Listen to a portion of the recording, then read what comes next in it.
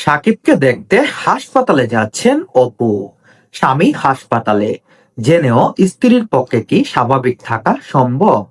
বেশ কয়েক বছর ধরে বিয়ে নিয়ে লুকোচুরি, দুইজনের সম্পর্ক জানাজানি হয়েছে। অপু সবকিছু ফাঁস করে দেয়, পরের দিনই সব স্বীকার করেছে সাকিব খানও। এরই মধ্যে অপু বিশ্বাস হঠাৎ খবর পান সাকিব খান অসুস্থ, আর এতে সব কাজ থামিয়ে হাসপাতালে যাওয়ার সিদ্ধান্ত নিয়েছেন তিনি।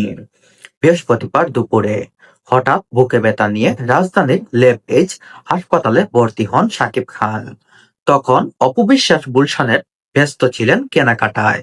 খবরটি শোনার পরই অন্য কোনো কাজ তার গুরুত্ব মনে হয়নি, তাই কেনাকাটা থামিয়ে ফেরার সিদ্ধান্ত নেন বাসায়। হাতের জিনিসপত্র রেখেই হাসপাতালে যাবেন তিনি। ঢাকা টাইমসের সঙ্গে কথা হয়েছে অপু বিশ্বাসের। তিনি বলেছেন, শাকিব খান বুকে ও ঘাড়ে ব্যথা অনুভব করছিলেন, এরই জন্য তাকে হাসপাতালে ভর্তি করা হয়েছে। আপনি এখন কোথায় জানতে চাইলে অপু বলেন, কাল পয়লা বৈশাখ, তাই বাবুর জন্য কিছু কেনাকাটার জন্য আমি এখন গুলশান একে।